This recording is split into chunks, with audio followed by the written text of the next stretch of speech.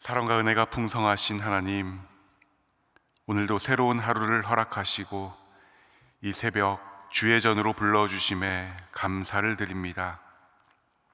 오늘 하루도 우리를 지켜주셔서 기쁨과 감사가 넘치게 하여 주옵소서. 하나님 아버지, 오늘 우리가 찬양한 것처럼 힘쓰고 애씀이 없을지라도 이 샘에 나오면 다 마시게 하여 주시옵소서. 세상의 헛된 것들로 갈증을 채우려 하지 말고 영원히 솟아 늘 풍성한 생명수로 다시는 목마르지 아니하는 생명의 샘물로 우리의 삶을 채우게 하여 주옵소서. 그리하여 우리의 삶을 통해 날마다 하나님의 은혜와 사랑을 찬송하는 삶을 살게 하여 주시옵소서. 하나님 아버지, 분주함 속에 지내다 보니 벌써 6월의 마지막 주 토요일을 맞이했습니다. 전반기를 돌아볼 때 때로는 어려움도 있고 때로는 흔들리기도 했지만 그 모든 순간에도 우리와 함께 하시고 우리를 붙들어 주셨음에 감사를 드립니다. 다가올 후반기도 주의 사랑과 인도하심 가운데 승리하게 하여 주시고 더 큰 믿음 위에 굳게 서는 우리 모두가 되게 하여 주옵소서. 여러 가지로 바쁘고 분주한 삶의 자리이지만 우리가 마땅히 해야 할 일을 놓치지 않게 하시고 끌려가고 휩쓸려 가는 것이 아니라 주신 시간들을 지혜롭게 사용하며 하나님 앞에서 의미 있는 시간들로 채워가게 하여 주옵소서. 하나님의 뜻을 분별할 수 있는 지혜와 은혜를 주셔서 우리의 삶이 하나님께 영광이 되게 하여 주시옵소서. 하나님 아버지, 이 나라와 이 민족을 위해 기도합니다. 정치, 경제, 사회, 문화 등 모든 분야에 하나님의 뜻이 온전히 펼쳐지기를 원합니다. 무엇보다 지도자들에게 하나님의 뜻을 알 수 있는 지혜와 국민을 돌아볼 수 있는 넉넉함을 주셔서 이 나라를 잘 이끌어갈 수 있게 하여 주옵소서. 주변 국가들과의 관계에도 은혜를 주시고 유동치고 있는 세계의 정세 속에서도 이 나라가 나아가야 할 길을 열어 주옵소서. 여호와께서 집을 세우지 아니하시면 세우는 자의 수고가 헛되며 여호와께서 성을 지키지 아니하시면 파수꾼의 깨어있음이 헛되다 하셨사오니 하나님께서 이 나라를 세워주시고 하나님께서 이 나라를 지켜주시옵소서. 이제 장마와 무더위가 시작되었습니다. 침수나 안전사고가 없게 하시고 농작물과 생업의 현장이 안전하게 지켜지며 우리 모두가 건강하고 평안하게 이 시기를 잘 지날 수 있도록 도와주옵소서. 특별히 홀로 계신 어르신들과 취약계층의 안전이 위협받지 않게 하여 주시고 대응에 힘쓰는 공무원들과 관련 종사자들에게도 지혜와 안전을 허락하여 주옵소서. 하나님 아버지, 우리 한국교회와 소망교회를 위해 기도합니다. 한국교회가 이 시대 가운데 빛과 소금의 역할을 감당케 하여 주옵소서. 진리의 말씀을 바르게 선포하며 깨어 기도하는 교회가 되게 하여 주옵소서. 특별히 우리 소망교회를 기억하여 주셔서 맡겨주신 사명을 넉넉히 감당하는 교회가 되게 하여 주옵소서. 사랑과 은혜가 넘치며 복음의 생명으로 세상을 아름답게 하는 성령의 교회가 되게 하여 주옵소서.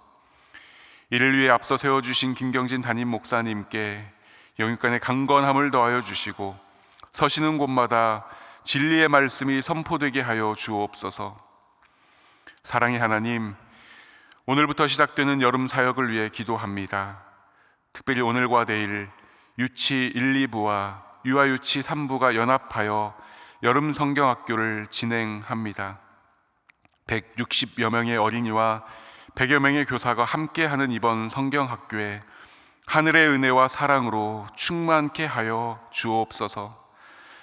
특별히 이번 여름 성경학교를 기회로 삼고 전도하여 처음 교회에 나오는 20여 명의 어린이들이 있습니다.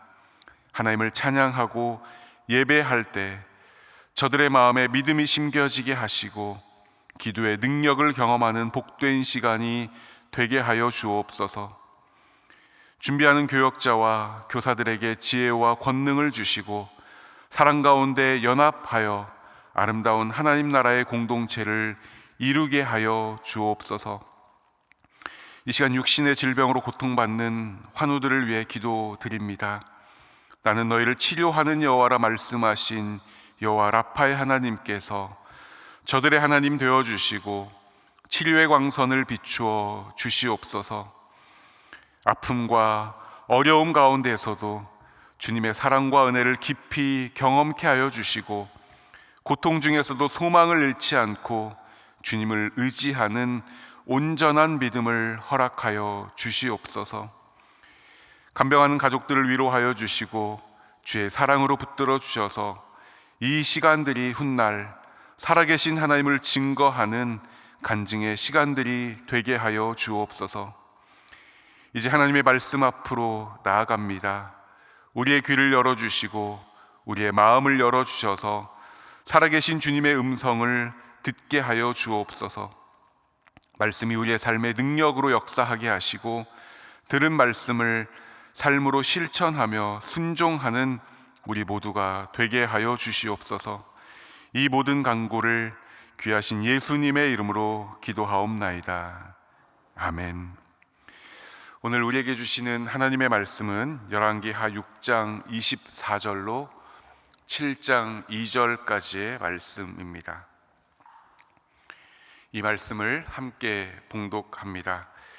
이후에 아람 왕 베나닷이 그의 온 군대를 모아 올라와서 사마리아를 에워싸니 아람 사람이 사마리아를 에워싸므로 성중이 크게 줄여서 나귀머리 하나에 은 80세겔이요 비둘기똥 4분의 1 갑에 은 5세겔이라 하니 이스라엘 왕이 성 위로 지나갈 때 한 여인이 외쳐 이르되 왕이여 도우소서. 왕이 이르되 여호와께서 너를 돕지 아니하시면 내가 무엇으로 너를 도우랴? 타작 마당으로 말미암아 하겠느냐? 포도주 틀로 말미암아 하겠느냐 하니라. 또 이르되 무슨 일이냐 하니 여인이 대답하되 이 여인이 내게 이르기를 내 아들을 내놓으라. 우리가 오늘 먹고 내일은 내 아들을 먹자 하매 우리가 드디어 내 아들을 삶아 먹었더니 내가 그 여인에게 이르되 내 아들을 내놓으라. 우리가 먹으리라 하나 그가 그의 아들을 숨겼나이다 하는지라. 왕이 그 여인의 말을 듣고 자기 옷을 찢으니라. 그가 성 위로 지나갈 때 백성이 본즉 그의 속살에 굵은 배를 입었더라. 왕이 이르되 사바사의 아들 엘리사의 머리가 오늘 그 몸에 붙어 있으면 하나님이 내게 벌 위에 벌을 내리실지로다 하니라. 그때 엘리사가 그의 집에 앉아 있고 장로들이 그와 함께 앉아 있는데 왕이 자기 처소에서 사람을 보냈더니 그 사자가 이르기 전에 엘리사가 장로들에게 이르되 너희는 이 살인한 자의 아들이 내 벌을 버리고 사람을 보내는 것을 보느냐? 사자가 오거든 문을 닫고 문 안에 들지 말라. 그의 주인의 발소리가 그의 뒤에서 나지 아니하느냐 하고 무리와 말을 할 때 그 사자가 그에게 이르니라. 왕이 이르되 이 재앙이 여호와께로부터 나왔으니 어찌 더 여호와를 기다리리요? 엘리사가 이르되 여호와의 말씀을 들을지어다. 여호와께서 이르시되 내일 이맘때 사마리아 성문에서 고운 밀가루 한 스아를 한 세겔로 매매하고 보리 2스아를 한 세겔로 매매하리라 하셨느니라. 그때 왕이 그의 손에 의지하는 자 곧 한 장관이 하나님의 사람에게 대답하여 이르되 여호와께서 하늘에 창을 내신들 어찌 이런 일이 있으리요 하더라. 엘리사가 이르되 내가 내 눈으로 보리라. 그러나 그것을 먹지는 못하리라 하리나. 아멘. 오늘 본문은 이후에 라는 말과 함께 시작합니다. 그러니까 앞전에 있었던 어떤 일이 오늘 본문의 배경이 된다는 것을 알 수 있습니다. 그 일은 무엇입니까? 앞서 있는 8절부터 본문 앞까지의 내용을 살펴보면 아람 왕이 이스라엘을 계속해서 치려고 합니다. 그런데 그때마다 선지자 엘리사가 그들의 계획을 알아차리고 왕에게 말함으로써 그 모든 전쟁을 피하게 합니다. 일이 이렇게 되니 아람 왕은 우리 중에 내통하는 자가 있는 것 아니냐 의심하게 되고, 이에 신하들은 그것이 아니라 선지자 엘리사라는 사람이 있는데 그가 이스라엘 왕에게 우리의 계획들을 미리 알려서 우리가 실패하는 것이라고 보고합니다. 그러자 아람 왕이 그러면 엘리사를 잡아오라 군대를 보내지만 엘리사는 그 군대의 눈을 어둡게 하고 그들을 사마리아로 데리고 와서 이스라엘 왕 앞에 세웁니다. 그러나 그럼에도 그들을 죽이지 않고 오히려 그들의 배를 채우게 한 다음에 다시 아람으로 돌려보냅니다. 그러니까 아람 군대는 자기들의 계획을 늘 실패하게 하는 엘리사를 잡으려 왔다가 도리어 자기들이 잡혔지만 무사하게 풀려나게 되었던 그 일이 오늘 배경입니다. 이번에는 아람 왕이 직접 온 군대를 총동원해서 사마리아를 에워쌉니다. 사마리아 성은 철저하게 포위되었고 물건의 반입이 막히고 시간이 지나자 먹을 것이 하나 둘씩 떨어지게 됩니다. 그 결과 평소 같으면 말도 안 되는 가격에 물건들이 팔리기 시작합니다. 25절 말씀입니다. 아람 사람이 사마리아를 에워싸므로 성중이 크게 줄여서 나귀머리 하나에 은 80세겔이요 비둘기똥 4분의 1갑에 은 5세겔이라 하니. 이 말씀을 보면 나귀머리 하나에 은 80이었다라고 말합니다. 한 세겔의 가치가 얼마인가? 노동자가 4, 5일 정도의 일을 해야 되는 품삯이라고 보는 경우도 있고, 또 한 달 정도 일해야 벌 수 있는 품삯이라고 보는 경우도 있습니다. 창세기를 보면 우리의 이해를 조금 쉽게 해줄 그 예가 나오는데, 청년 요셉이 종으로 팔릴 때 얼마에 팔렸습니까? 은 20입니다. 젊은 종이 그 정도 가격에 거래되었다는 것입니다. 그런데 지금 음식으로의 가치가 떨어지는 나귀 머리가 은 80에 거래되고 있으니 얼마나 그 기근이 심각했는지를 짐작할 수 있게 됩니다. 그런데 지금 이스라엘이 당하고 있는 어려움은 단순히 기근만이 아닙니다. 왜냐하면 군사적 공격을 통해서 순간적으로 다 망하게 된 것이 아니라 모든 것을 바닥나게 하면서 경제적으로, 심리적으로 조금씩 절망에 빠지게 하고 있기 때문입니다. 그러니까 지금 이스라엘 백성들에게는 단순히 먹을 것만 없는 것이 아니라 아무런 소망도 발견할 수 없게 되었고, 결국 그렇게 시간이 지나자 이들은 도덕적으로도 무너지는 것을 보게 됩니다. 오늘 본문을 보면 이스라엘 왕이 성 위로 지나가는데 한 여인이 소리를 지릅니다. 그래서 무슨 일이냐 물으니 이 여인이 이렇게 대답합니다. 내가 한 여인과 대화를 하다가 당신 아들을 내놓아라, 우리가 같이 먹자. 그러면 나도 내 아들을 내놓겠다고 하여 그렇게 했는데 시간이 지나서 이제 당신의 아들을 내놓으라고 하니 이 여인이 감추었다는 것입니다. 말도 안 되고 또 참으로 비참한 상황이라 할 수 있습니다. 인간의 기본적인 도덕과 양심, 인간성은 완전히 무너졌음을 발견하게 됩니다. 이 말을 들은 왕은 옷을 찢었다라고 말합니다. 30절의 말씀인데요, 같이 한번 읽어보겠습니다.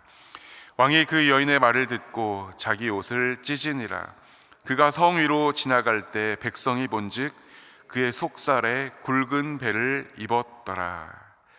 방금 함께 읽은 30절 여러분들에게는 어떻게 다가옵니까? 아마 특별한 이상은 없다고 여겨질 겁니다.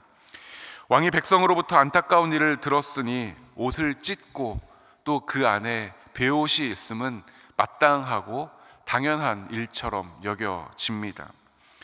그런데 재미있는 것은 이렇게 마땅하다고 여겨지는 그 내용을 성경이 굳이 적고 있다는 것입니다.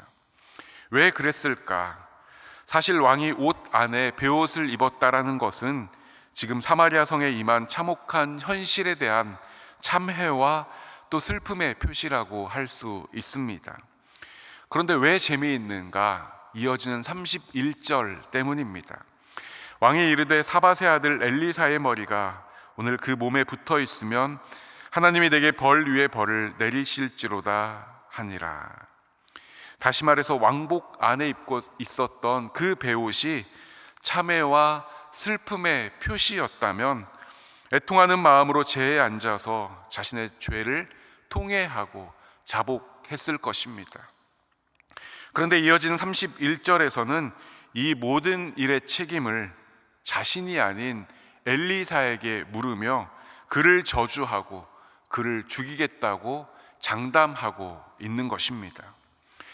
왜 엘리사에게 책임을 물었을까? 먼저는 이전에 엘리사가 아람 군대를 사마리아로 데려왔을 때 그들을 죽이지 않고 다시 돌려보내게 했기 때문일 것입니다.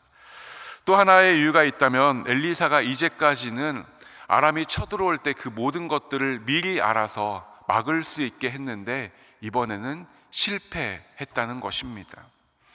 그러나 그 사이에 왕이 하나님의 뜻을 구하는 모습이나 자신의 모습을 돌아보는 그러한 모습은 발견할 수가 없습니다.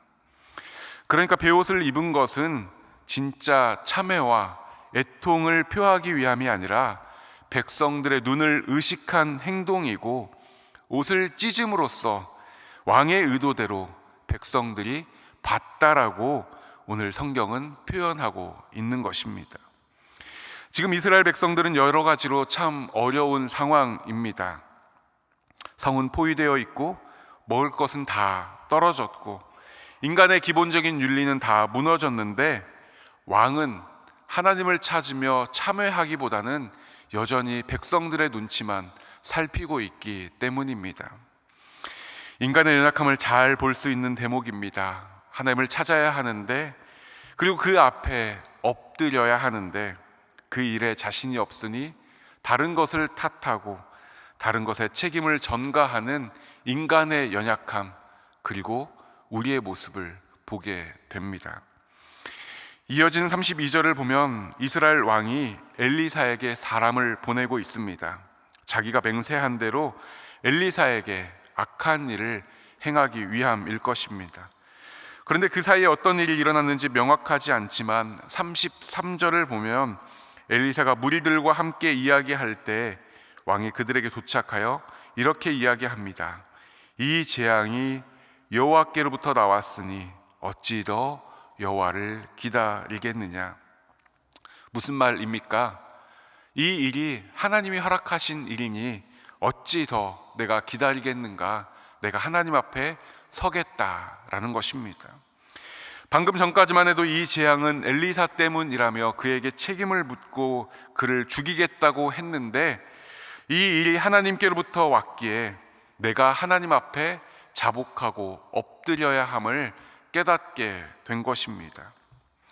그 사이에 무슨 일이 있었는지 자세하게 기록되고 있지는 않지만 분명한 것은 하나님께서 엘리사와 또 이 왕을 긍휼히 여기셔서 그 생각을 변화시키셨다는 것입니다.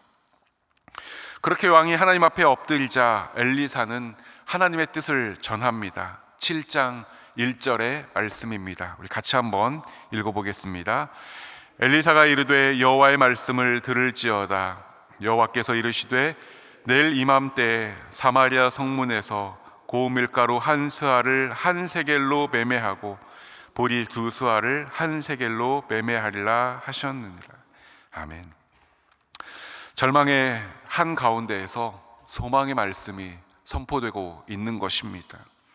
지금 먹을 것이 없어서 나귀머리를 은 80에 사고 그것마저도 구하기가 어려워서 자식을 잡아먹는 이 비참함이 이들의 현실인데 엘리사는 내일 이맘때 정상적인 거래가 이루어질 것을 선포하고 있는 것입니다. 다시 말해서 할 수 있는 것이 아무것도 없고 소망이라고는 찾을 수 없는 그때에 하나님께서는, 그리고 하나님의 말씀은 우리에게 소망이 되며, 이 말씀을 붙잡고 나아갈 때 우리는 하나님의 역사를 맛보게 된다는 것입니다. 시편 119편 116절의 말씀입니다. 주의 말씀대로 나를 붙들어 살게 하시고 내 소망이 부끄럽지 않게 하소서. 하나님의 말씀에 붙들려 살고 주신 소망을 이루며 살기를 축복합니다.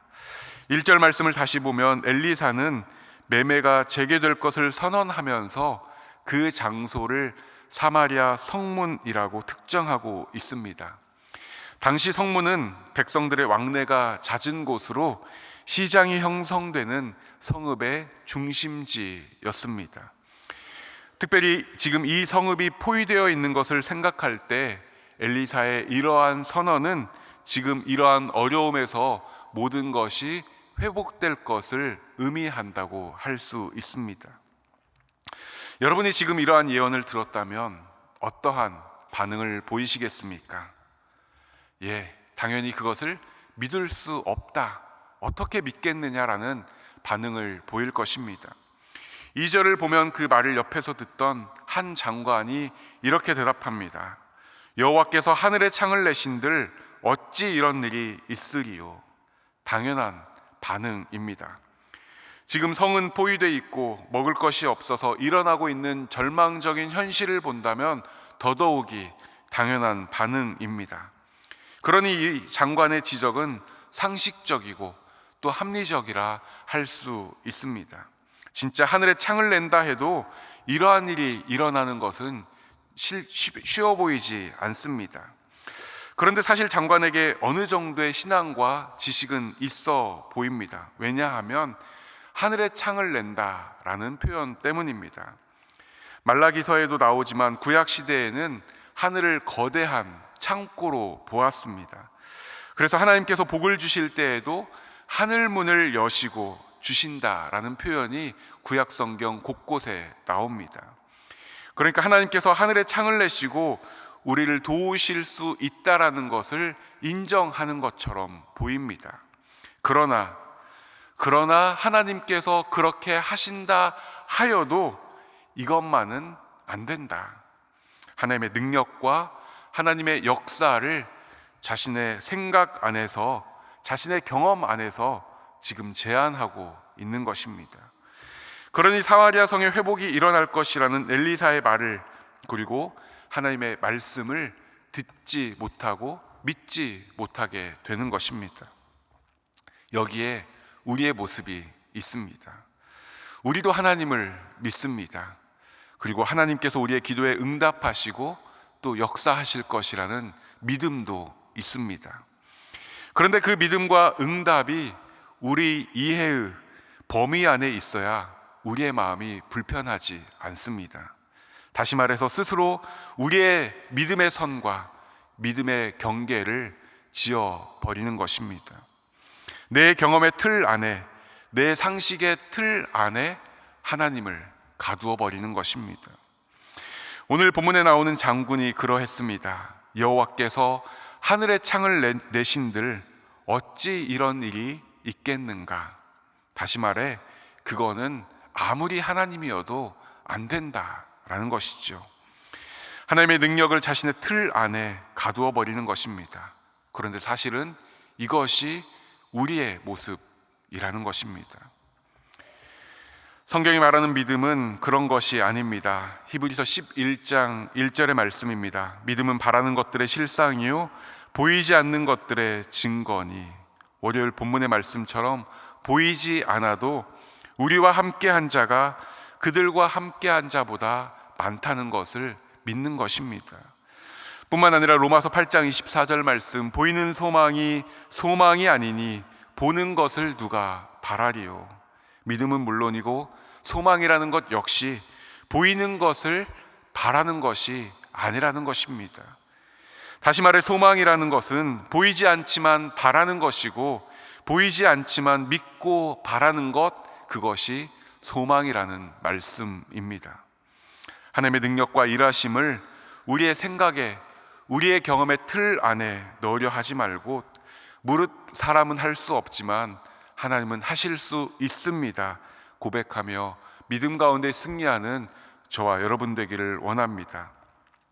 이어지는 말씀을 보면 그건 하나님이 하늘의 창을 내셔도 안 됩니다라는 이 장관의 대답에 엘리사가 다시 대답합니다. 네가 네 눈으로 그것을 볼 것이다.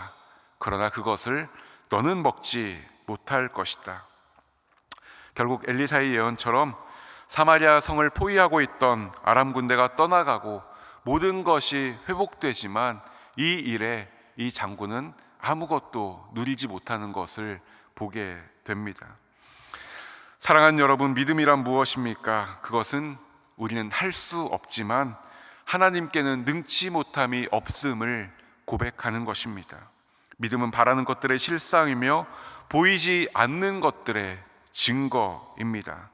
바라기는 우리의 믿음을 우리의 생각과 내 경험 속에 가두어 놓는 것이 아니라 온전히 믿고 의지하여 하나님의 크고 놀라운 일들을 경험하고 그 은혜 가운데 승리하는 저와 여러분의 복된 인생 되기를 주님의 이름으로 축복합니다. 함께 기도합니다. 하늘에 계신 우리 아버지, 아버지의 이름을 거룩하게 하시며 아버지의 나라가 오게 하시며 아버지의 뜻이 하늘에서와 같이 땅에서 이루어지게 하소서. 오늘 우리에게 일용할 양식을 주시고 우리가 우리에게 잘못한 사람을 용서하여 준 것 같이 우리 죄를 용서하여 주시고 우리를 시험에 빠지지 않게 하시고 악에서 구하소서. 나라와 권능과 영광이 영원히 아버지의 것입니다.